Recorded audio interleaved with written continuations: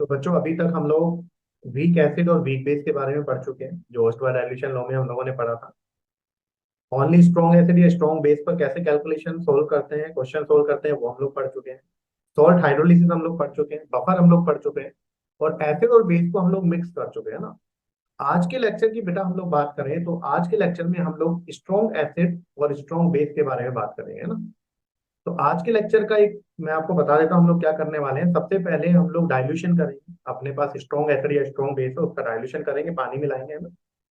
Strong acid को मिलाएंगे, या फिर स्ट्रॉन्ग बेस को मिलाएंगे, या फिर स्ट्रॉन्ग एसिड और स्ट्रॉन्ग बेस को हम लोग मिलाने वाले हैं। बेटा आज के लेक्चर को जब हम लोग पढ़ेंगे, तो आज के लेक्चर को पढ़ने के लिए आपको पूरे चैप्टर की नॉलेज होना कोई जरूरी नहीं है ना। जबकि जब एसिड और बेस मिलाते हैं उनमें से कोई भी एक वीक होगा, तो हमको पूरे चैप्टर की नॉलेज की जरूरत पड़ेगी। वो लास्ट लेक्चर पर हम लोगों ने देखा होगा, है ना। हम लोगों ने एक क्वेश्चन किया था कि हम लोगों ने CH3COH लिया था फ्लास्क में, और ऊपर से NaOH डाल रहे थे ना। तो एसिड वीक था और बेस स्ट्रॉन्ग डाल रहे थे। तो वहां पर आप लोगों ने देखा होगा हमको पूरे चैप्टर की नॉलेज की जरूरत पड़ी थी, है ना। लेकिन आज का जो टॉपिक होगा उसमें हमें चैप्टर की नॉलेज की कोई जरूरत नहीं है, आज का बिल्कुल इंडिपेंडेंट है। अगर आपको एग्जाम में आयनिक इक्विलिब्रियम में स्ट्रॉन्ग एसिड या स्ट्रॉन्ग बेस पर कोई क्वेश्चन दिख जाता है, तो सबसे पहले भगवान को याद कीजिए और खुश हो जाइए कि भैया ये तो बिल्कुल आसान क्वेश्चन आ गया है। जैसे ही आपको स्ट्रॉन्ग एसिड दिखे या फिर स्ट्रॉन्ग बेस दिखे या दोनों का मिक्सचर दिखे, बहुत ही ज्यादा आसान क्वेश्चन है। आपको कुछ करने की, ज्यादा दिमाग, पूरे चैप्टर की नॉलेज होने की जरूरत ही नहीं है ना। तो आज हम लोग करेंगे pH calculation of strong acid और स्ट्रॉन्ग बेस, है ना। तो अपना टॉपिक है बेटा pH calculation of strong acid और स्ट्रॉन्ग बेस, है ना। या तो स्ट्रॉन्ग एसिड ले रहे हैं या फिर स्ट्रॉन्ग बेस ले रहे हैं या फिर दोनों को मिक्स करेंगे ना। तो वो हम लोग सब देखेंगे। तो सबसे पहला बेटा अपना टॉपिक है आज का डाइल्यूशन लो। तो बच्चों हम लोग पढ़ रहे हैं डाइल्यूशन लो, है ना। तो डाइल्यूशन लो का मतलब क्या होता है बेटा, हम लोग पानी मिला रहे हैं। तो आप लोग खुद सोचिए, जैसे मान लीजिए आप लोग दूध वाली चाय पी रहे हैं ना, कैसी होगी, कंसंट्रेटेड होगी ना। अगर मैं उसमें पानी मिला दूं, तो पानी मिलाना मतलब वो क्या होगी, डाइल्यूट हो गई। और जब भी किसी चीज में पानी मिलाएंगे तो ऑब्वियस सी बात है वॉल्यूम तो बढ़ता जाएगा। लेकिन डाइल्यूशन की वजह से कंसंट्रेशन क्या होती जाएगी बच्चों, कम होती जाएगी, है ना। तो इसमें हम लोग क्या कर रहे हैं कि जैसे मान लीजिए मेरे पास क्या है बेटा, एक कंटेनर है ना। आराम से समझना आप लोग, मेरे पास क्या है बच्चों, एक कंटेनर है। उसमें मान लीजिए मैंने क्या लिया हुआ है बेटा, मैंने लिया हुआ है 10⁻²n HNO3 और इसका वॉल्यूम मान लीजिए बच्चों कितना है, 500 ml। ठीक है। अब मैंने क्या किया, इसमें बच्चों मान लो 500 ml वाटर ऐड कर दिया, वाटर एडेड। तो आपके पास पहले क्या था, 10⁻²n HNO3 सॉल्यूशन था बेटा, वॉल्यूम 500 ml था। इसमें क्या ऐड कर दिया मैंने, 500 ml वाटर क्या कर दिया बेटा, ऐड कर दिया ना। तो आपको बताना है कि इसमें 500 ml वाटर डालने के बाद अब जो सॉल्यूशन बनेगा बेटा, उसकी कंसंट्रेशन कितनी होगी, डाइल्यूशन मतलब पानी मिलाना ना। तो आपको मैं बता दूं बेटा, मैं आप लोगों को एक कॉन्सेप्ट पढ़ा कर आया बेटा, ग्राम इक्विवेलेंट का। ये सही बच्चों को पता होगा, मैंने काफी बार पढ़ा दिया है ना। एक टर्म होता है ग्राम इक्विवेलेंट बेटा। ग्राम इक्विवेलेंट के फॉर्मूलाज आपको पता होने चाहिए। N × V किसमें बेटा, वॉल्यूम किसमें, लीटर में। डब्ल्यू बाई ई मतलब वेट अपॉन इक्विवेलेंट वेट, या फिर कह सकते हैं बेटा इसको मोल इंटू एन फैक्टर ना। तो ये सब किसके फॉर्मूले हैं बच्चों, ग्राम इक्विवेलेंट के। N × V, normality into volume, W/E, या फिर मोल इंटू एन फैक्टर। एक और मैंने बताया था बेटा फॉर्मूला, नानी इक्वल टू बताया था मम्मी इंटू एन फैक्टर। नानी equal to mummy into N factor. नानी मतलब नॉर्मलिटी, मम्मी मतलब मोलरिटी, है ना। तो अब देखो यहाँ पर मैंने क्या कहा कि मैं आपको पहले भी बता चुका हूँ बेटा, एक रिएक्शन में हमेशा ग्राम इक्विवेलेंट इक्वली क्या करते हैं बेटा, रिएक्ट करते हैं ना। तो डाइल्यूशन लो में क्या होगा कि आप लोगों ने पानी मिलाने से पहले कुछ ग्राम इक्विवेलेंट रहे होंगे HNO3 के। तो जितने पहले थे ना बेटा उतने ही क्या रहेंगे, बाद में रहेंगे ग्राम इक्विवेलेंट। तो डाइल्यूशन लो क्या कहता है, gram equivalent before dilution equal to क्या होता है बच्चों, gram equivalent after dilution. Gram equivalent before dilution equal to क्या होता है, ग्राम इक्विवेलेंट। मैंने मान लिया कि डाइल्यूशन से पहले कितने ग्राम इक्विवेलेंट थे बेटा, N1V1, और डाइल्यूशन के बाद कितने हो गए बच्चों, N2V2। ग्राम इक्विवेलेंट हमेशा बराबर रहते हैं सर, कैसे? जैसे मैंने क्या कहा कि मान लीजिए आपके पास कुछ भी था, जैसे मान लीजिए पहले ग्राम इक्विवेलेंट मान लो कितने थे, 50 थे मान लीजिए। कितने ग्राम इक्विवेलेंट थे पानी मिलाने से पहले, 50 थे HNO3 के, मान लो एक बार। अब सोचो क्या होगा जब मैं पानी मिलाऊंगा, जब मैं पानी मिलाऊंगा तो बेटा पानी मिलाने से वॉल्यूम क्या हो जाएगा, बढ़ जाएगा। लेकिन सोचो जब पानी मिला रहा हूं तो कंसंट्रेशन भी तो कम हो रही है। तो पानी मिलाने के बाद कंसंट्रेशन सॉल्यूशन की कम हो रही है और वॉल्यूम क्या हो रहा है बच्चों, बढ़ रहा है। तो N×V करूंगा तो उतना ही आ जाएगा ना जितना पहले था, क्योंकि वॉल्यूम बढ़ता जा रहा है और कंसंट्रेशन कम होती जा रही है उसी रेशियो में। तो N×V क्या आएगा, सेम आएगा, है ना। तो यहाँ पर देखो, पहले अगर मैं बात करूँ तो पहले क्या डेटा था, HNO3 का नॉर्मलिटी थी बेटा 10⁻², और वॉल्यूम कितना था बेटा, 500। हालांकि वॉल्यूम लीटर में होना चाहिए, लेकिन दोनों तरफ वॉल्यूम अगर ml में रख दूंगा तो यूनिट कैंसिल हो जाएगी। तो पानी मिलाने से पहले HNO3 सॉल्यूशन की नॉर्मलिटी थी 10⁻² और वॉल्यूम था 500 है। पानी मिलाने के बाद मैंने मान लिया सॉल्यूशन की नॉर्मलिटी होगी बेटा N2, और पानी मिलाने के बाद वॉल्यूम कितना हो गया बेटा सॉल्यूशन का, 500 तो पहले से था। अब जब पानी ऐड कर दिया बच्चों आप लोगों ने, तो 500 ml पहले था, 500 ml और पानी ऐड कर दिया तो टोटल वॉल्यूम कितना हो गया बेटा, 1000 ml। Very good. तो यहाँ से अगर मैं नॉर्मलिटी निकालू, कंसंट्रेशन निकालू, तो कितना आ जाएगा बेटा, 10⁻²। ये सोल्व करना आप लोग। तो ये आ गई बेटा पानी मिलाने के बाद की कंसंट्रेशन, कम हो गई ना। तो मुझे लगता है इसमें किसी बच्चे को कोई प्रॉब्लम होनी नहीं चाहिए। तो डाइल्यूशन लो मतलब पानी मिलाना, और पानी मिलाने के बाद क्या होता है, जितने ग्राम इक्विवेलेंट पहले थे पानी मिलाने के बाद भी ग्राम इक्विवेलेंट उतने ही रहते हैं, कोई चेंज नहीं आता है।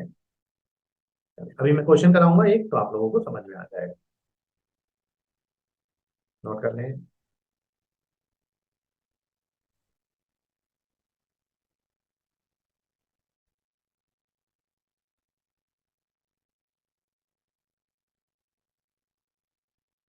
चलिए बच्चों, क्वेश्चन यहाँ पर देखते हैं हम लोग। क्या बोला जा रहा है कि hydrogen ion concentration of an aqueous solution is this, है ना। तो हम लोग यहाँ पर लिखते हैं, देखो आंसर हम लोग सोल्व करते हैं। तो आपको H+ आयन की कंसंट्रेशन दी हुई है बेटा, कितनी दी हुई है, 1 × 10⁻, ये मैं बना ही लेता हूँ इस तरीके से, है ना। यहाँ पर मान लीजिए आपके पास एक सॉल्यूशन है जिसमें H+ आयन की कंसंट्रेशन आपको गिवन, ये देखिए, है ना। तो यहाँ पर हमें पता है कि जो H+ आयन की कंसंट्रेशन आपको दी हुई है बेटा, वो दी हुई है 10⁻⁴ है। बहुत बढ़िया। कह रहा है the solution is diluted with equal volume of water. हम मान लीजिए यहाँ पर वॉल्यूम कितना है, V। तो मैंने V वॉल्यूम वाटर क्या कर दिया बेटा, ऐड कर दिया, है ना। अब क्या कह रहा है, hydroxyl ion concentration of the resultant solution in mole per decimetre cube. बेटा मोल per decimetre cube, decimetre cube क्या होता है, जिन बच्चों को नहीं पता मैं बता दूं। अगर आपको बोला गया ना 1 डेसीमीटर क्यूब, मतलब वो 1 लीटर के बराबर है। तो जहां पर भी आपको केमिस्ट्री में डेसीमीटर क्यूब दिखता है बेटा, उसको हम लोग लीटर लिख सकते हैं ना। क्लियर है। तो अब तो क्वेश्चन बिल्कुल आसान हो गया। आपको डाइल्यूशन से पहले ग्राम इक्विवेलेंट पता है, तो मैंने कहा, और पानी ऐड करने के बाद आप ग्राम इक्विवेलेंट निकाल लिए पहले। तो आपको पूछा गया है पानी ऐड करने के बाद हाइड्रोक्सिल आयन की कंसंट्रेशन बेटा। हाइड्रोक्सिल आयन होते हैं OH-, है ना। तो हम लोग तो क्या कर रहे हैं, gram equivalent before dilution equal to gram equivalent after dilution. तो यहाँ पर अगर हम लोग करते हैं N1V1, ये बिफोर डाइल्यूशन है, N2V2 आफ्टर डाइल्यूशन।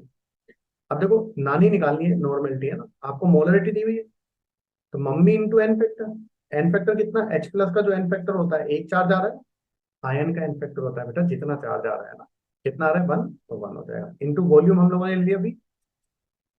पानी मिलाने के बाद मैंने मान ली नॉर्मलिटी कितनी हो गई बेटा, N2, और वॉल्यूम कितना हो गया, V तो पहले ही था, VmL, मान लो VmL या V लीटर जो भी पानी मिला रहा है, V और मिला दिया, V था और V मिला दिया, कितने हो गए बेटा, 2V हो गया टोटल वॉल्यूम। तो यहां से हमारे पास N2 आ गया। अब ये बेटा H+ आयन की कंसंट्रेशन आई है, तो ये भी तो N2 भी तो H+ आयन की कंसंट्रेशन ही आएगी, है ना। तो आपके पास यहाँ से N2 कितना आ गया बेटा, 10⁻⁴/2। और एक्चुअली में जो ये है ना बेटा, ये H+ आयन की कंसंट्रेशन ही है। तो आपके पास H+ आयन की कंसंट्रेशन आ गई बच्चों 10⁻⁴/2, क्योंकि पहले भी H+ थे, तो पानी मिलाने के बाद भी तो वही रहेंगे। अब आपसे पूछा है पानी मिलाने के बाद, ये तो आफ्टर डाइल्यूशन है ना H+, ये H+ आ गया बच्चों आफ्टर डाइल्यूशन, आफ्टर डाइल्यूशन। अब आपको निकालना हाइड्रोक्सिल आयन की कंसंट्रेशन आफ्टर डाइल्यूशन। तो हमें पता है बेटा, we know that H plus ion की concentration into OH minus ion की कंसंट्रेशन इक्वल टू होता है बेटा 10 की पावर -14। तो अगर आपसे OH माइनस आयन की कंसंट्रेशन पूछूं, तो वो हो जाएगा बच्चों 10 की power -14 upon H plus ion की कंसंट्रेशन। तो 10 की पावर -14 और H प्लस आयन की कंसंट्रेशन कितनी होगी आफ्टर डाइल्यूशन, 10 की पावर -4 अपॉन 2। तो ये कितना आगे बेटा कर सकते हो, टू टू ऊपर चला गया, 2 × 10 की पावर। तो हाइड्रोक्सिल आयन की कंसंट्रेशन आ गई डाइल्यूशन के बाद 2 × 10 की पावर -4। तो इस तरीके से आप लोग क्वेश्चन को क्या कर सकते हैं। आपको कुछ नहीं करना है बेटा, जब भी दिख गया ना पानी डाल दिया, तो कोई टेंशन नहीं है, डाइल्यूशन लो लगाना है, खत्म बात। और मैंने पहले भी कह दिया है कि अगर स्ट्रॉन्ग एसिड या स्ट्रॉन्ग बेस दिख जाए, तो वैसे भी क्वेश्चन क्या होने वाला है, आसान होने वाला है। वेरी गुड, बहुत बढ़िया। चलो, तो अब हम लोग करते हैं बेटा, ये तो डाइल्यूशन लो हो गया। अब हम लोग क्या कर रहे हैं, mixing of two strong acid करते हैं हम लोग। मिक्सिंग ऑफ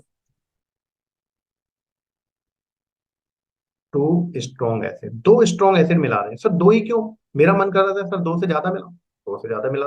यार आपका जो मन कर रहा है वो मिला, उससे मतलब, लेकिन कुछ तो लेकर चलना पड़ेगा ना। तो मैं दो स्ट्रॉन्ग एसिड मिला रहा हूँ बच्चों, है ना।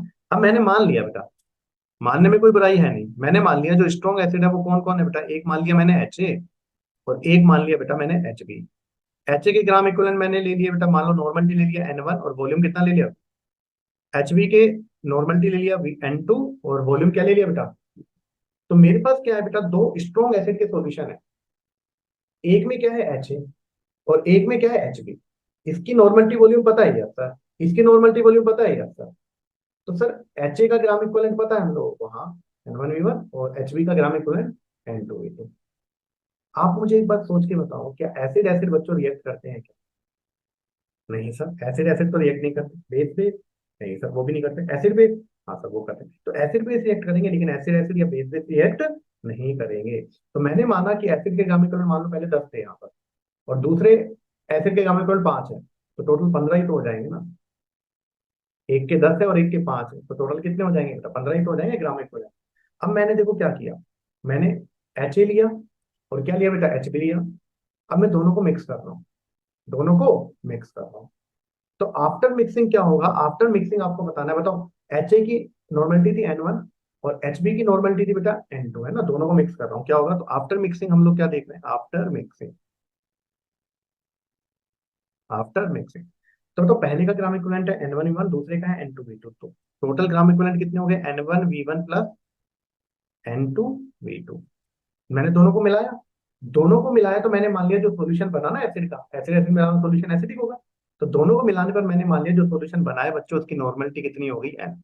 ये नॉर्मलिटी किसकी है बेटा, जो दोनों को मिलाने पर सॉल्यूशन बना है, तो नॉर्मलिटी ऑफ रिजल्टेंट सॉल्यूशन है बेटा ये, लिख दूं मैं, मिलाने के बाद नॉर्मलिटी ऑफ रिजल्ट। अभी आपको लग रहा होगा सर ये पता नहीं क्या है, गारंटी है बेटा, आप लोग लेक्चर खत्म करेंगे आपको पढ़ने की भी जरूरत नहीं पड़ेगी, ऐसा लेक्चर है, बहुत आसान था, है ना। नॉर्मलिटी ऑफ, बस पेशेंसली सुने,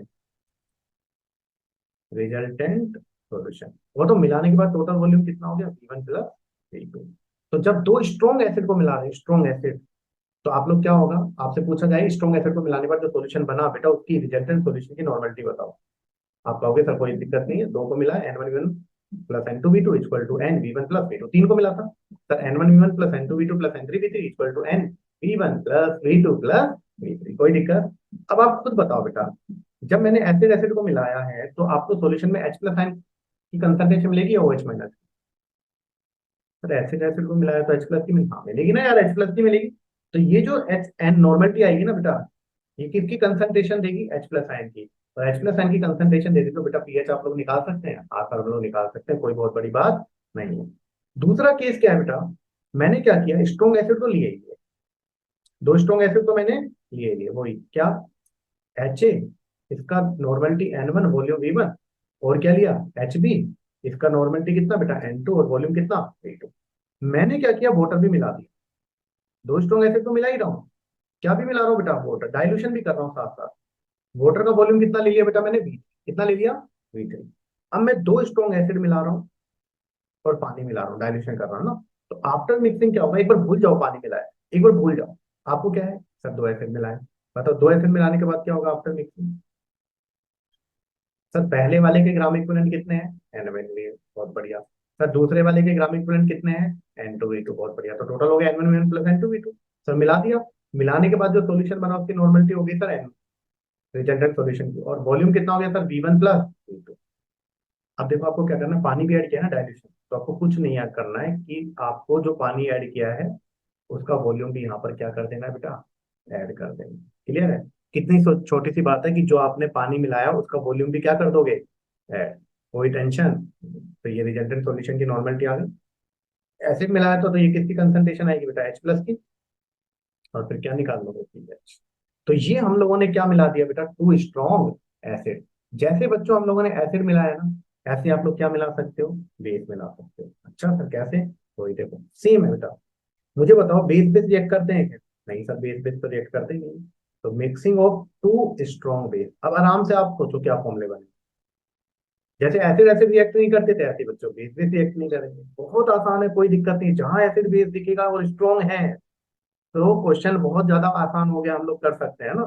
तो यहाँ पर देखो आप ये करते हैं, मैंने स्ट्रॉन्ग बेस लिया। क्या लिया बताओ, स्ट्रॉन्ग बेस दो ले लिए बेटा, AOH और BOH। बताओ स्ट्रॉन्ग बेस की मैंने नॉर्मलिटी मान ली N1 और इसका वॉल्यूम मान लिया V1, और BOH का मान लिया बेटा N2 और वॉल्यूम मान लिया V2। अब क्या करोगे आफ्टर मिक्सिंग, केवल स्ट्रॉन्ग में लगाना है, हर किसी में मत लगा देना। आफ्टर मिक्सिंग क्या हो जाएगा बताओ, N1V1 plus N2V2 equal to बच्चों क्या हो जाएगा, NV1 प्लस N क्या हो गया बेटा, दोनों बेस मिलाने के बाद जो सॉल्यूशन बना ना उसकी नॉर्मलिटी। तो मैं लिख दूं normality of resultant solution, normality of, ये तो सिर्फ रिवीजन के लिए लिखवा रहा था, जरूरत नहीं था। रिजल्टेंट सॉल्यूशन जैसे एसिड का किया ना। अब तो बेटा बेस मिलाए तो H प्लस एन की कंसंट्रेशन आएगी OH माइनस की। ऑब्वियस सी बात है सर, OH माइनस। तो यहाँ से OH माइनस एन की कंसंट्रेशन आ जाएगी, यस सर। पीओएच निकाल लेंगे, यस सर। पीएच निकाल लेंगे, यस सर। कैसे, 14 माइनस। ऐसे मैंने क्या किया बेटा, स्ट्रॉन्ग एसिड तो था ही था, क्या, AOH BOH sir, N1V1 sir, N2V2। और सर वाटर, वाटर भी ले लेते हैं सर, वाटर का कितना ले लिया सर, V3। तो बताओ आफ्टर मिक्सिंग क्या कर दूंगा मैं, डाइल्यूशन भी साथ साथ ले रहा हूँ ना। तो आफ्टर मिक्सिंग क्या हो जाएगा बताओ, ये वही N1V1 plus N2V2 equal to N, sir V1 plus V2 plus V3। V3 किसका है, वोटर का। V3 किसका है, वोटर का। ऊपर भी किसका था, वोटर का। कितना आसान है, आप लोग कर सकते हैं। दो एसिड हम लोगों ने मिला दिए यहाँ पर, या दो बेस मिला दिए, फॉर्मूले एकदम सेम बने, आप लोग देख सकते हैं। नोट कर ले जल्दी से सभी बच्चे।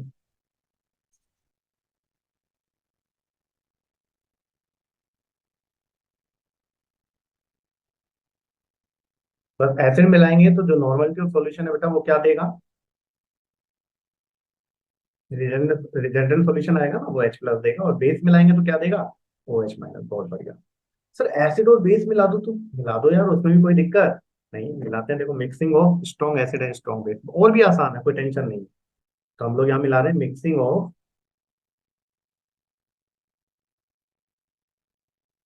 Strong acid and strong base. तो अब हम लोग बच्चों एसिड और बेस मिलाने जा रहे हैं ना। अब आपको पता है बेटा, एसिड और बेस मिलाऊंगा तो न्यूट्रलाइजेशन रिएक्शन होती है। स्ट्रॉन्ग एसिड स्ट्रॉन्ग बेस मिला रहा हूँ बेटा, कोई भी एक वीक हुआ तो आप लोगों को मैं पहले बता चुका हूँ। Strong acid strong base, relax, पूरे चैप्टर की नॉलेज की जरूरत नहीं है। पर यहाँ पर देखो एसिड और बेस मिलाते हैं तो रिएक्ट करते हैं कैसे, देखो यहाँ पर मैंने HCl लिया बेटा, HCl की रिएक्शन NaOH के साथ करा रहा हूँ। आपको पता है HCl और NaOH मिला रहा है, ये स्ट्रॉन्ग एसिड है और ये क्या है बेटा, स्ट्रॉन्ग बेस। आपको पता है दोनों मिलाऊंगा तो सोल्ट प्लस वाटर बनता है। यस सर बनता है, बिल्कुल बनता है। रिएक्ट करते हैं, यस सर रिएक्ट करते हैं। अब सोच के देखो, मैंने एसिड के 10 ग्राम इक्विवेलेंट लिए बेटा, ग्राम नहीं है ग्राम इक्विवेलेंट है ना, N into V। एसिड के कितने ग्राम इक्विवेलेंट लिए बेटा मैंने, 10 ग्राम इक्विवेलेंट। मैं सही से लिख देता हूँ ताकि आपको दिक्कत हो, 10 ग्राम इक्विवेलेंट। बेस के मान लीजिए मैंने कितने ग्राम इक्विवेलेंट है बेटा, 5 ग्राम इक्विवेलेंट ले लिए।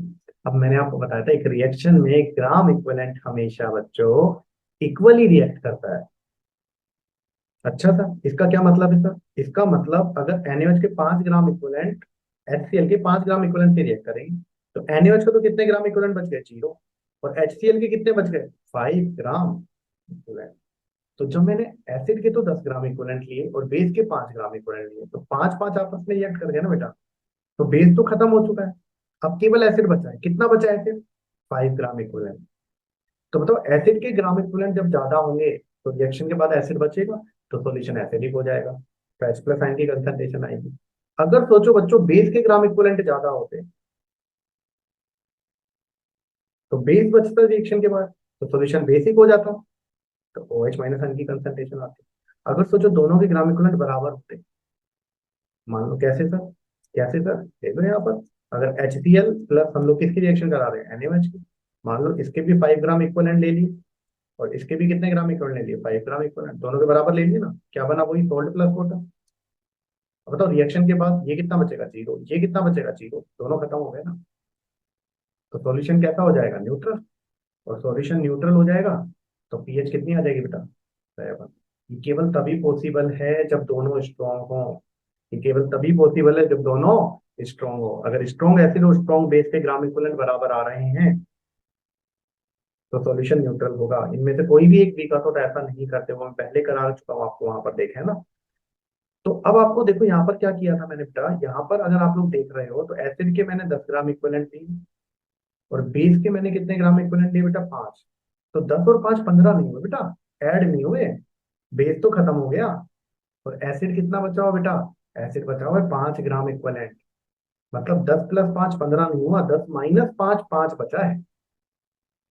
तो जब एसिड और बेस को मिलाता हूं ना बेटा, तो ग्राम इक्विवेलेंट ऐड नहीं होंगे, N1V1 प्लस N2V2 नहीं होगा, यहाँ पर माइनस होगा।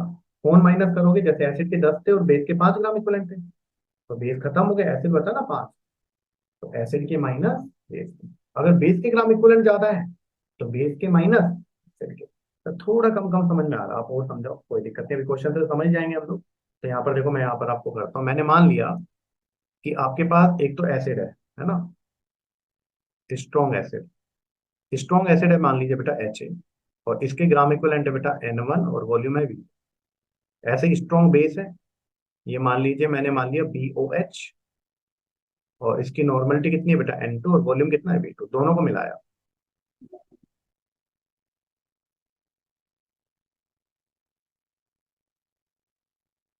दोनों को क्या किया बेटा? मिलाया। अब देखो आफ्टर मिक्सिंग क्या होगा। आफ्टर मिक्सिंग दोनों को मिलाया। अब मान लिया कि मैंने एसिड के ग्राम इक्विवेलेंट ज्यादा है, एसिड के ग्राम इक्विवेलेंट है N1V1 और बेस के दिख रहे हैं बेटा N2V2। तो मैंने क्या माना कि एसिड के ग्राम इक्विवेलेंट ज्यादा है, N1V1 is greater than N2V2। किसके ग्राम इक्विवेलेंट ज्यादा है? एसिड के। तो अगर एसिड के ग्राम इक्विवेलेंट ज्यादा है बेटा, तो सॉल्यूशन कैसा होगा? एसिडिक। यहाँ लिख दिया मैंने, एसिडिक सॉल्यूशन। अब एसिड और बेस मिलाना तो आपस में रिएक्ट करेंगे ना, तो फॉर्मूला क्या बनेगा बताओ after mixing? After mixing formula क्या बनेगा बेटा? अगर एसिड के ग्राम इक्विवेलेंट ज्यादा है तो एसिड के ग्राम इक्विवेलेंट N1 माइनस किसके करोगे बेटा? बेस के N2V2। क्योंकि एसिड के 10 लिए थे और बेस के 5 लिए थे, तो बेस के खत्म हो गए तो एसिड के 5 बचे थे, मतलब माइनस किया था ना। तो एसिड और बेस जब भी मिला रहे हैं स्ट्रॉन्ग तो माइनस करते हैं ना, तो N1V1 माइनस N2V2। मिलाने के बाद बताओ नॉर्मलिटी ऑफ सॉल्यूशन मैंने N मान लिया, और वॉल्यूम कितना हो गया total? V1 plus. Sir minus क्यों नहीं हुआ यहाँ पर वॉल्यूम? बेटा आप सोचो, मैंने एसिड का 100 ml लिया और बेस का 100 ml लिया, दोनों को मिलाया, तो ऐसा थोड़ी होगा सर एसिड के 100 ml बेस के 100 ml और सब देखो गायब। ऐसा नहीं होगा ना। अगर एसिड और बेस के ग्राम इक्विवेलेंट बराबर है तो न्यूट्रल हो जाएगा, लेकिन 100 ml और 100 ml तो 200 ml ही होगा ना, वो सॉल्यूशन न्यूट्रल हो सकता है, लेकिन टोटल वॉल्यूम तो 200 ml ही होगा ना। ऐसा थोड़ी 100 ml एसिड 100 ml बेस सब गायब हो गया है ना, तो वॉल्यूम हमेशा ऐड होते हैं ना।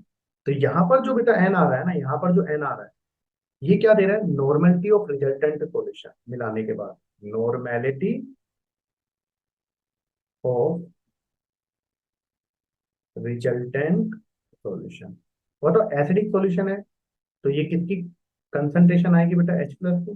और H प्लस की कंसंट्रेशन आएगी तो पीएच निकाल सकते हैं। यस सर, कोई टेंशन नहीं है, बिल्कुल निकाल सकते हैं। दूसरा सोचो, अगर दोनों के ग्राम इक्विवेलेंट बराबर हो गए, अगर दोनों के ग्राम इक्विवेलेंट क्या हो गए, एसिड और बेस दोनों के ग्राम इक्विवेलेंट हो गए बेटा बराबर। जैसे मैंने कहा कि मान लो,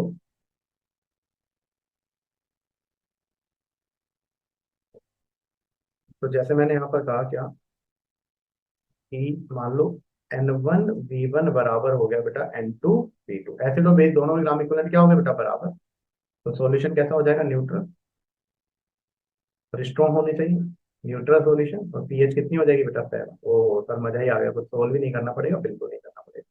तीसरा सोचो, अगर बेस के ग्राम इक्विवेलेंट ज्यादा हो गए, बेस का क्या था N2 V2, तो मैंने मान लिया N2 V2 greater than N1 V1। अगर बेस के ग्राम इक्विवेलेंट ज्यादा है बेटा ऐसे से है ना, तो क्या करोगे बताओ, बेस के ग्राम इक्विवेलेंट ज्यादा है तो रिएक्शन के बाद बेस बचेगा, तो सॉल्यूशन क्या हो जाएगा, बेसिक सॉल्यूशन। और आफ्टर मिक्सिंग फॉर्मूला क्या बन जाएगा, जिसके भी ज्यादा है माइनस कम वाले। तो आफ्टर मिक्सिंग क्या हो जाएगा बेटा, N2 V2 बेस के ज्यादा है ना minus N1 V1 equal to, मिलाने के बाद सॉल्यूशन की नॉर्मेलिटी होगी रिजल्टेंट सॉल्यूशन की n, और वॉल्यूम तो कितना ही होगा बेटा V1 + V2।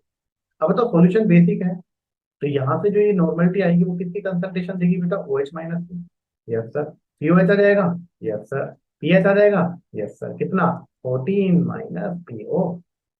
तो जब एसिड और बेस को मिलाऊंगा तो वो आपस में क्या करेंगे, रिएक्ट करेंगे, है ना।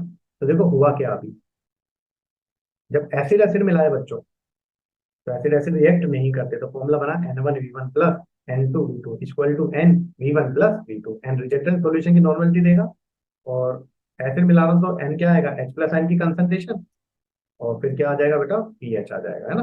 बेस बेस मिलाऊंगा तो भी फॉर्मूला सेम बना है, लेकिन एन किसकी कंसंट्रेशन देगा, OH- की कंसंट्रेशन, पीओएच आ जाएगा और पीएच आ जाएगा। और एसिड और बेस मिलाऊंगा बेटा, तो आपको देखना है कि एसिड के ग्राम इक्विवेलेंट ज्यादा है या बेस के ग्राम इक्विवेलेंट ज्यादा है। तो ओवरऑल फॉर्मूला बनेगा N1V1 - N2V2 equal to NV1 + V2।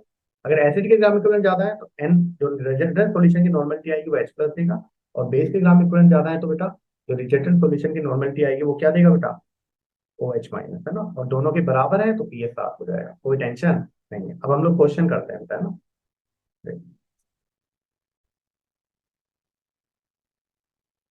जो हम लोग क्वेश्चन कर रहे हैं, है ना। आप एसिड एसिड मिक्स करोगे तो प्लस करोगे, बेस बेस मिक्स करोगे तो प्लस करोगे, लेकिन एसिड बेस मिक्स करोगे तो माइनस करोगे, है ना। और स्ट्रॉन्ग एसिड स्ट्रॉन्ग बेस की बात कर रहा हूँ, वीक आ गया तो फिर वो कॉन्सेप्ट समझा कर आया हुआ है ना पहले। तो यहाँ पर देखिए बच्चे क्या क्या मिलाया हुआ है, अगर आप लोग देख पा रहे हैं, तो मैंने यहाँ पर H2SO4 सॉल्यूशन मिला रहा हूँ, और H2SO4 सॉल्यूशन। क्वेश्चन बोला है कि पीएच ऑफ रिजेक्टेंट सॉल्यूशन बताना है आपको। तो दो H2SO4 सॉल्यूशन मिले, मतलब स्ट्रॉन्ग एसिड है दोनों, खुश हो जाए। क्वेश्चन क्या हो गया आसान, जैसे आपने देखा एसिड एसिड को मिक्स कर रहे हैं और दोनों स्ट्रॉन्ग है, मतलब मजा आ गया, कुछ क्वेश्चन में करने की जरूरत नहीं है। तो रिजेक्टेंट सॉल्यूशन का आपको क्या बताना है, पीएच। तो कैसे करोगे बताओ, दो स्ट्रॉन्ग एसिड को मिलाने पर क्या होता था बताओ, आंसर करते हैं हम लोग। After mixing N1V1 + N2V2 equal to क्या होता था, N V1 + V2। क्लियर है। नॉर्मलिटी बताओ, अब आपको मम्मी दी हुई है, नानी निकालनी है, तो मोलरिटी कितनी दी हुई है बेटा, 1/200 into mummy into N factor. N factor क्या होता है H2SO4 का, दो। H2SO4 2H+ देता है ना, तो एन फैक्टर इंटू वॉल्यूम कितना हो गया बेटा 10। वैसे तो आपको पता है कि ग्राम इक्विवेलेंट लिखते हैं तो वॉल्यूम लीटर में होना चाहिए, लेकिन दोनों तरफ वॉल्यूम आ रहा है ना फॉर्मूले में, तो अगर यूनिट सेम रखूंगा तो वैसे भी कैंसिल हो जाएगी, या तो लीटर लीटर रख दो या फिर ml रख दो, दोनों तरफ आ रहा है। अगर एक ही तरफ आ रहा होता तो फिर मैं क्या रखता, लीटर में ही रखता। क्लियर है कि नहीं है, दोनों तरफ आ रहा है तो वॉल्यूम की यूनिट वैसे भी कैंसिल होने वाली है, इंटू 10। N2 बताओ, दूसरे एसिड का बताओ, मोलरिटी कितना है, 1/200। तो mummy into N factor H2SO4 ये, एन फैक्टर दो, और वॉल्यूम कितना है दूसरे का 40 इक्वल टू रिजेक्टेड सॉल्यूशन की नॉर्मेलिटी मैंने कितनी मान ली, एन। और V1 + V2 कितना हो गया बेटा आपके पास, पता लग गया, 10 प्लस कितना हो गया 40। कोई दिक्कत नहीं है, तो इसको सोल्व करो, यहाँ पर कितना आ गया बताओ, 1/200। तो 1/100 और इंटू 10, तो यहाँ पर बचा 1/10, प्लस यहाँ पर कितना बचा बताओ, 4/10 इक्वल टू कितना हो गया, N 50। तो यहाँ से कितना आ गया बेटा, 5/10 इक्वल टू कितना आ गया, N 50। तो यहाँ से जो नॉर्मलिटी आ गई, 5 से 5 कैंसिल हो गया ना, नॉर्मलिटी आ गई 10⁻²। अब मुझे बताओ बेटा, आपने एसिड एसिड मिलाया, तो ये जो एन आएगा रिजेक्टेंट सॉल्यूशन की नॉर्मलिटी आएगी, है ना। ये रिजल्टेंट सॉल्यूशन की नॉर्मेलिटी तो है, वो किसको देगी बेटा, H प्लस एन की कंसंट्रेशन। तो यहाँ पर H प्लस एन की कंसंट्रेशन आपके पास आ गई 10⁻²। तो पीएच कितना हो जाएगा 2। तो इसको मिलाने पर सॉल्यूशन का जो पीएच आया बेटा वो कितना आ गया, 2 आ गया। कोई दिक्कत नहीं। ये एसिड एसिड को मिलाने के बाद हुआ है ना। देखो हम नेक्स्ट क्वेश्चन करते हैं। अब नेक्स्ट क्वेश्चन में आप लोग क्या देख रहे हैं, आपने बेस बेस मिलाया। एक तो क्या है बेटा, NaOH। NaOH क्या है, स्ट्रॉन्ग बेस। फिर क्या मिला है, KOH। KOH भी क्या है बेटा, स्ट्रॉन्ग बेस। और फिर मिला है सीजियम हाइड्रोक्साइड। सीजियम हाइड्रोक्साइड भी क्या है, स्ट्रॉन्ग बेस। लीना की रब से पर याद है ना, सोडियम पोटेशियम सीजियम एक ही फैमिली के और ये सारे स्ट्रॉन्ग बेस होते हैं ना। तो 3 स्ट्रॉन्ग बेस मिला दिए, खत्म। आपको क्या करना है बताओ, तीनों स्ट्रॉन्ग बेस मिलाए तो खुश हो जाओ। N1V1 plus N2V2 plus N3V3 equal to क्या हो जाएगा बेटा, N V1 plus V2 plus V3। खत्म। तो बताओ, पहला है NaOH, इसकी मोलरिटी दी हुई है, कितना आ जाएगा 1/50। एन फैक्टर कितना हो जाएगा 1, क्योंकि एक ही OH माइनस देगा। Mummy into N factor normal होगी, वॉल्यूम कितना हो गया 50 ml में रखना, पूरे में ml में कर दो तो इधर उधर से यूनिट कैंसिल हो जाएगी। प्लस N2V2 कितना हो जाएगा, KOH का है मोलरिटी 1/40 इंटू एन फैक्टर हो गया 1, और V2 कितना हो गया बेटा 20, प्लस N3V3 नॉर्मलिटी कितनी है सीजियम हाइड्रोक्साइड की, 1 बाई कितना हो गया 60 इंटू 1 इंटू वॉल्यूम कितना हो गया बेटा 30 इक्वल टू रिजल्टेंट सॉल्यूशन की नॉर्मलिटी n हो गई और वॉल्यूम कितना हो गया 50 प्लस 20 प्लस 30। बहुत बढ़िया। तो यहाँ से बताओ 50 से 50 कैंसिल हो गया तो कितना बचा बेटा 1, प्लस यहाँ पर बताओ 20/40 कितना हो गया 1/2 प्लस 1/2 इक्वल टू कितना हो गया बेटा n, और ये हो गया 100। तो ये हो गया 2 = n, और यहाँ पर आ गया 100। तो यहाँ से नॉर्मलिटी ऑफ रिजल्टेंट सॉल्यूशन आ गया बेटा 2 × 10⁻²। सोचना आराम से। अब तो बेस मिलाए हैं, बेस मिलाए हैं तो H प्लस आयन की कंसंट्रेशन आएगी OH माइनस की, ऑब्वियस सी बात है OH माइनस आयन की। OH माइनस आयन की कंसंट्रेशन कितनी आ गई बेटा 2 × 10⁻²। तो यहाँ से POH आ जाएगा। कैसे बताओ, 10⁻²को क्या लिख दूंगा यहाँ POH में 2, और ऊपर वाले डेटा का क्या आ जाएगा, नेगेटिव लॉग। तो नेगेटिव लॉग को ये मैं सिखा चुका हूँ पहले, है ना, आप लोग जाकर देखें एक बार। जो लोगेरिथम सोल्व करने वाला एक पूरा वीडियो लेक्चर डाला हुआ है मैंने 30 मिनट का, आप लोग देख सकते हैं ना। तो 2 माइनस log 2 कितना होता है बच्चों, 0.30, तो ये आ गया 1.7। पीएच कितना आ जाएगा बता, होता था 14 - 1.7 कितना आ गया बेटा 12 कर सकते हैं इस तरीके से, बेस बेस मिलाया हम लोगों ने। हम नेक्स्ट करते हैं। तो एसिड एसिड मिलाया तो भी प्लस किया, बेस बेस मिलाया तो भी प्लस किया। नेक्स्ट। ओहो सर ये क्या मिला रहा हूँ, स्ट्रॉन्ग एसिड रिजेक्टेड सॉल्यूशन का पीएच बता दें आपको, स्ट्रॉन्ग एसिड और स्ट्रॉन्ग बेस। तो स्ट्रॉन्ग एसिड स्ट्रॉन्ग बेस वापस से पूछ हो जाओ सर, दोनों स्ट्रॉन्ग मिला रहा हूँ पर यहाँ पर एसिड बेस मिला रहा हूँ। तो जब एसिड बेस मिलाऊंगा तो रिएक्शन होगी तो प्लस होगा माइनस होगा, सर माइनस होगा। ज्यादा माइनस कम या कम माइनस ज्यादा, सर अगर एसिड के ज्यादा है तो एसिड माइनस बेस करूंगा, बेस के ज्यादा है तो बेस माइनस एसिड करूंगा, दोनों बराबर है तो पीएच 7 आ जाएगी, न्यूट्रल हो जाएगा ना। देखो निकाल कर देखो यहाँ पर एसिड के गामा इक्विवेलेंट निकालो। तो स्ट्रॉन्ग एसिड के गामा इक्विवेलेंट निकालते हैं, HCl के स्ट्रॉन्ग एसिड है ना। क्या होगा बताओ, N1V1। वॉल्यूम में ml में पुट कर रहा हूँ क्योंकि दोनों तरफ आ जाएगा तो कोई दिक्कत नहीं है। तो ये ग्राम इक्विवेलेंट की जगह मिलीग्राम इक्विवेलेंट आ जाएगा ना। देखो अब यहाँ पर N1V1 हम लोग यहाँ पर निकाल रहे हैं। देखिए बच्चों क्या आएगा N1V1, देखो यहाँ पर मोलरिटी दी हुई है तो मम्मी इंटू एन फैक्टर 0.04 × 1, नानी आ गई नॉर्मलिटी, इंटू वॉल्यूम कितना हो गया बेटा 50। तो यहाँ से अगर मैं देखूं तो कितना आ जाएगा बताओ यहाँ पर, तो यहाँ पर आ जाएगा आप लोगों के पास 2 ग्राम इक्विवेलेंट। ऐसे ही देखो NaOH के देखो, NaOH क्या हो गया स्ट्रॉन्ग बेस, इसका देखो बेटा N2V2 निकालते हैं हम लोग। तो बताओ नानी क्या आ गई, mummy into N factor 0.02 into 1 into कितना हो जाएगा बेटा 50, कितने आ गए 1। तो बताओ एसिड के ग्राम इक्विवेलेंट ज्यादा आ रहे हैं बेटा, ये बेस के ग्राम इक्विवेलेंट ज्यादा आ रहे हैं। तो आप कहोगे सर एसिड के ग्राम इक्विवेलेंट ज्यादा आ रहे हैं इन कंपेरिजन टू बेस।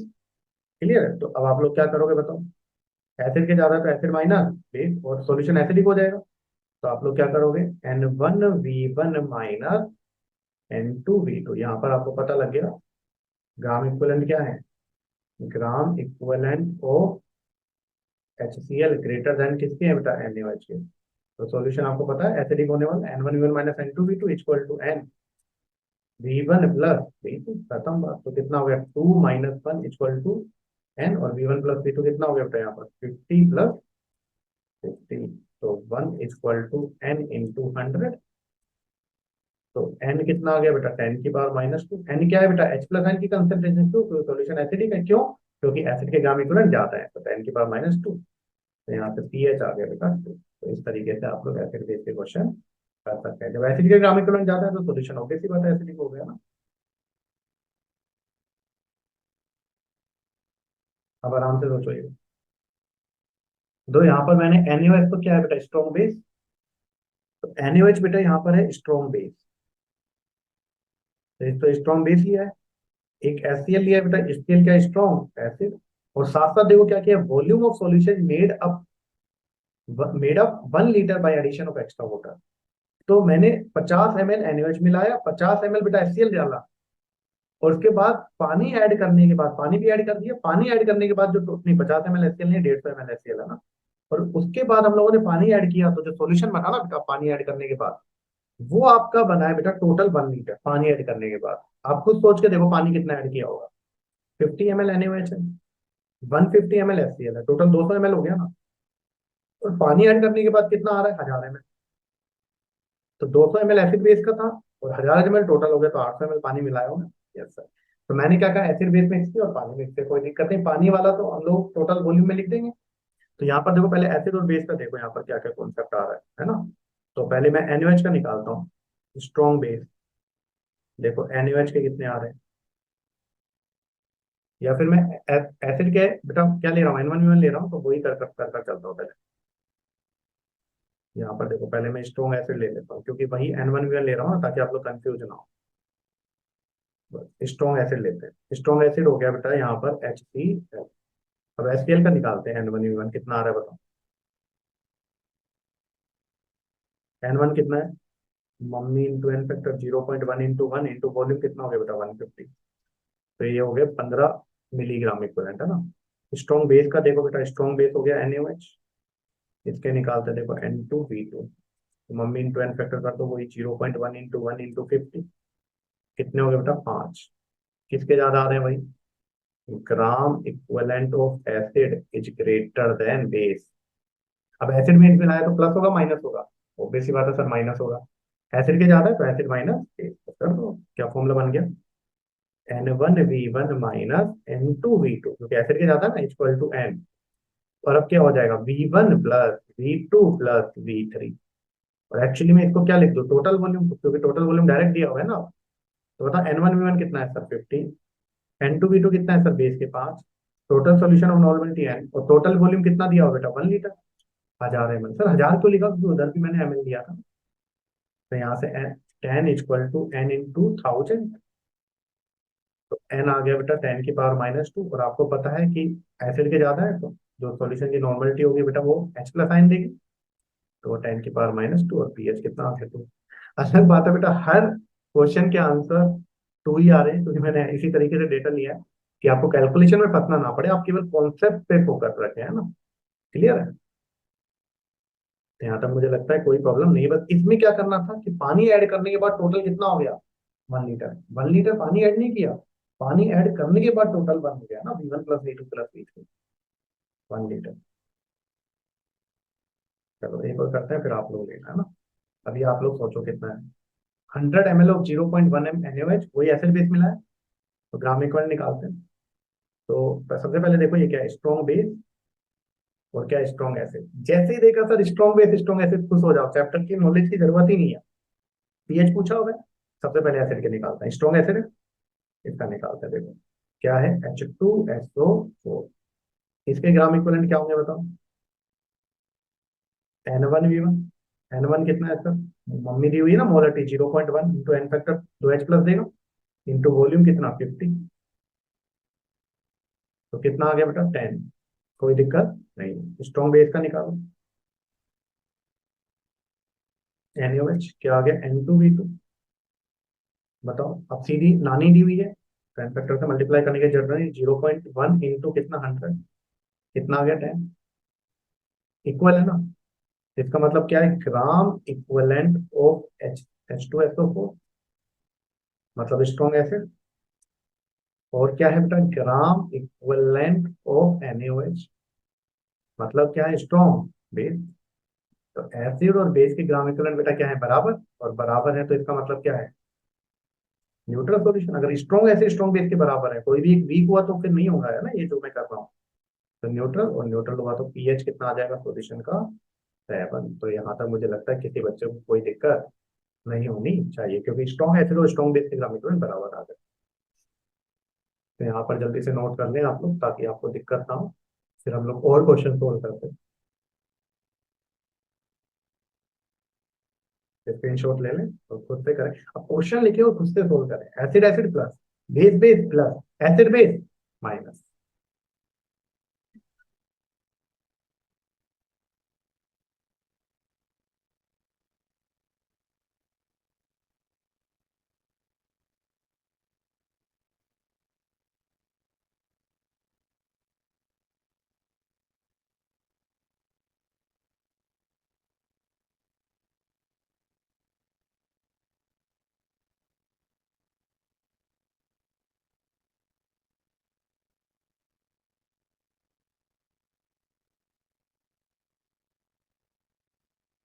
अभी तक तो बेटा मैं कंसंट्रेशन की टर्म में दे रहा था, एम या एन की टर्म में दे रहा था। अब देखो मैं क्वेश्चन को थोड़ा सा पैटर्न चेंज करता हूँ ना, वही स्ट्रॉन्ग एसिड और स्ट्रॉन्ग बेस ही है, या स्ट्रॉन्ग एसिड है, या स्ट्रॉन्ग बेस है ना, वो चेंज नहीं कर रहा हूँ, वीक वाले नहीं ले रहा हूँ, सारे स्ट्रॉन्ग स्ट्रॉन्ग देखते ही आप लोग खुश हो जाए ना।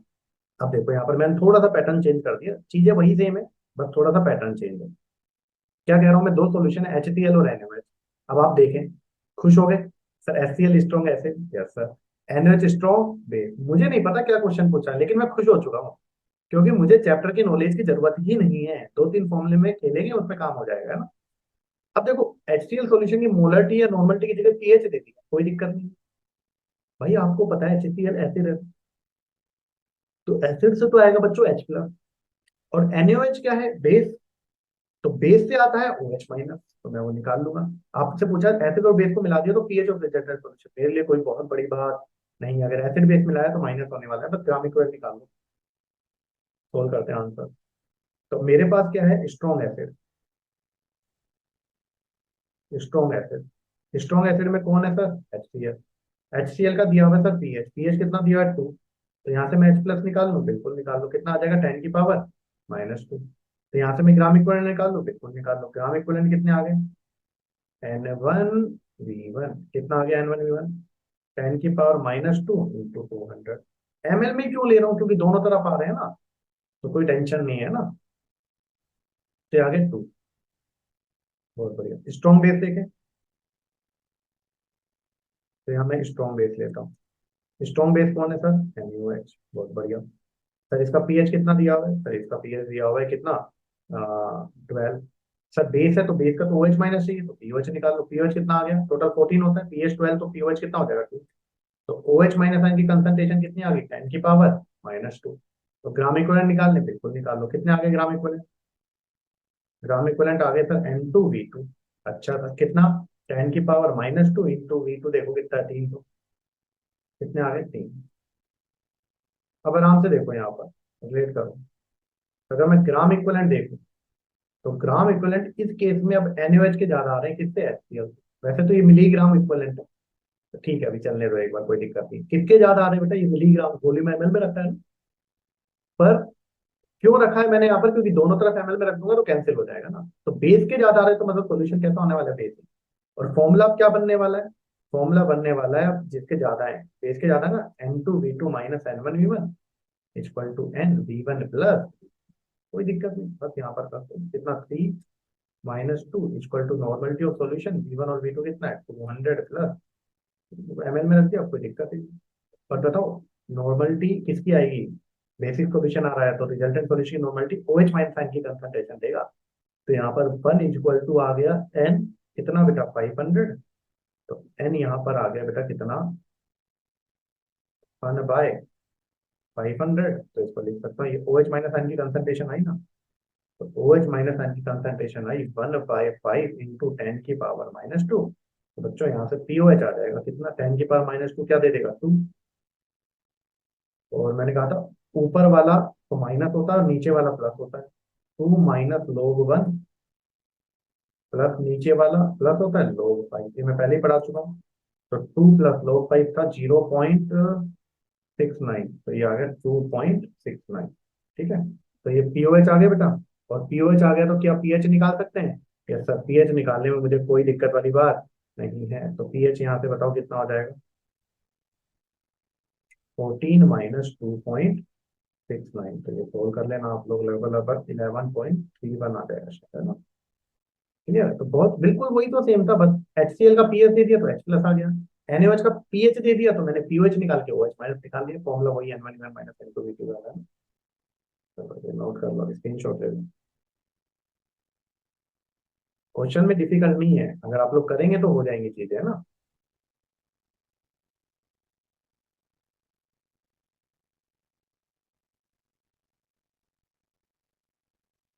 चलो,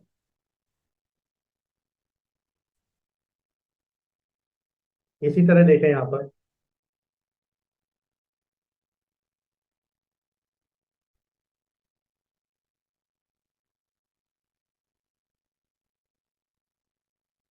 नेक्स्ट है बेटा, आपको बोला है equal volume of two solution of pH 3 and 4 are mix, then pH of resultant solution. ऐसा ही क्वेश्चन बेटा नीट में आया हुआ था, है ना? तो आप लोग इसको अच्छे से देखें, कोई दिक्कत नहीं है, बहुत आसान सा क्वेश्चन है।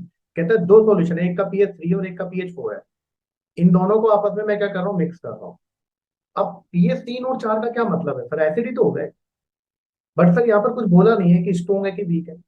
तो जब भी ऐसा क्वेश्चन आए कि इक्वल वॉल्यूम मिलाया है और pH 3 या 4 है, इस तरीके से कर और रिजल्टेंट सॉल्यूशन को खोला जाए, तो स्ट्रॉन्ग मानकर हम लोग सोल्व कर रहे हैं, क्योंकि अपने पास और कोई ऑप्शन नहीं है। पर आपको पता होना चाहिए, अगर 7 से कम है तो एसिड होगा ना, और एसिड होगा तो H प्लस आएंगे। pH 7 से ज्यादा है तो बेसिक होगा, और बेसिक होगा तो H प्लस आएगा कि OH माइनस आएगा? OH माइनस आएगा उस केस में, है ना? तो यहाँ पर देखो मैंने क्या कहा, equal volume of solution pH 3 and 4 are mixed, then pH of resultant solution. तो इसको कैसे करेंगे देखो, यहाँ पर मैंने बोला pH = 3, तो मतलब दोनों स्ट्रॉन्ग एसिड है ना, तो स्ट्रॉन्ग एसिड का ही केस है। तो अगर pH = 3 है बेटा, तो यहाँ से H प्लस आयन की कंसंट्रेशन कितनी आ जाएगी?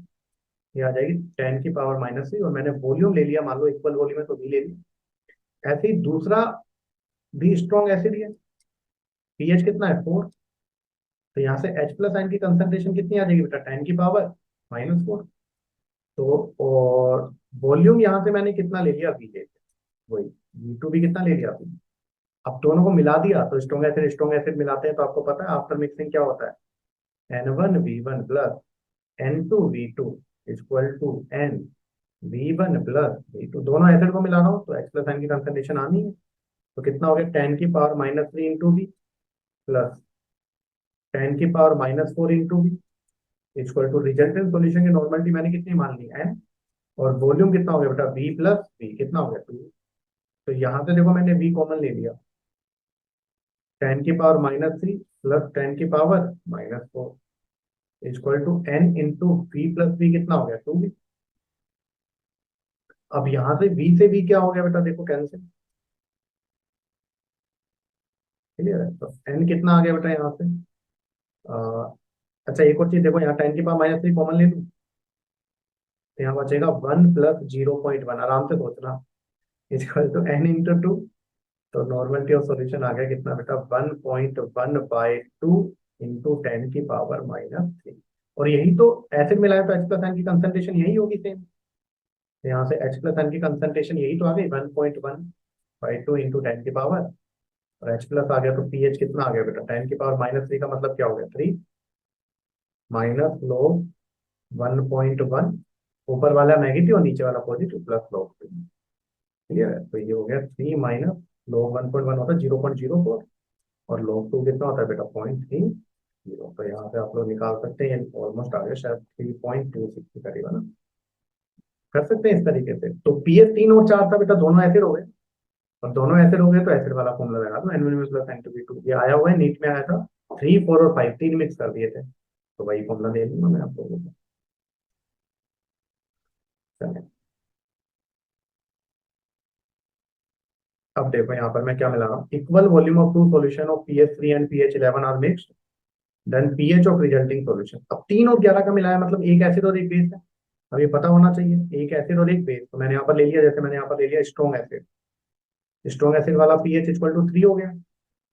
तो यहाँ से एसिड से तो हमेशा क्या आएगा? H प्लस आयन की कंसंट्रेशन कितनी? 10⁻⁻3। और वॉल्यूम इक्वल वॉल्यूम है तो वी मान लिया, और एक स्ट्रॉन्ग बेस ले लिया। तो पीएच इक्वल टू 11 है, 7 से ज्यादा है तो 20 हो गया। 20 हो गया तो पीएच की जगह पीओएच लिखूंगा, कितना, 3। अगर पीएच 11 तो पीओएच 3 होगा ना, टोटल 14 होता है। तो यहाँ से किसकी कंसंट्रेशन आ जाएगी, OH माइनस आयन की कंसंट्रेशन कितनी आ गई, 10⁻⁻3। और वॉल्यूम मैंने मान लिया कितना, बी। अब बताओ एसिड के ग्राम इक्विवेलेंट में निकालता हूँ, ग्राम इक्विवेलेंट ऑफ एसिड, तो जब एसिड और बेस हो गया ना, ग्राम equivalent of acid, strong acid, gram equivalent of strong acid कितना हो गया, N1V1। ये आ गया 10⁻³ है ना। इसी तरीके से यहाँ से मैंने क्या निकाला बेटा, यहाँ से तो एसिड के ग्राम इक्विवेलेंट आए। यहाँ देखो ग्राम इक्विवेलेंट ऑफ स्ट्रॉन्ग बेस, ये हो गया बेटा N2V2, कितना, 10⁻³ इंटू, एसिड से H प्लस आयन आएंगे और बेस से OH माइनस आएंगे ना। दोनों ग्राम इक्विवेलेंट एक बार देखो बेटा बराबर आ रहे हैं क्या, तो दोनों ग्राम इक्विवेलेंट बेटा इक्वल आ रहे हैं, और दोनों ग्राम इक्विवेलेंट इक्वल आ रहे हैं, इसका मतलब क्या है, यहाँ पर लिखो मैं, gram equivalent of strong acid equal to gram equivalent of strong base. और दोनों के ग्राम इक्विवेलेंट इक्वल आ रहे हैं, तो मैंने क्या बताया था बेटा, न्यूट्रल। और न्यूट्रल मतलब बेटा पीएच कितना हो जाएगा, साहब हो जाएगा। ऐसे सोचो अगर मैं दो सॉल्यूशन बनाता, एक का पीएच 11 और एक का पीएच 12, तो पीएच 11 और पीएच 12 मतलब दोनों ही बेस हो गए, और दोनों ही बेस हो गए तो फिर OH माइनस आयन की कंसंट्रेशन निकालूंगा, और दोनों ही बेस है तो वही फॉर्मूला लगा दोगे, N1V1 plus N2V2 equal to NV1 plus V2, क्योंकि बेस बेस आपस में ऐड हो जाएंगे, वो वाले एसिड बेस सब्ट्रैक्ट होते हैं ना। तो इस तरीके से आप लोग ये क्वेश्चन क्या कर सकते हैं बेटा, स्ट्रॉन्ग एसिड स्ट्रॉन्ग बेस के सोल्व कर सकते हैं। मुझे नहीं लगता कि इनमें कोई ज्यादा प्रॉब्लम है, आप लोग कर सकते हैं ना, स्क्रीन शॉट दे दें।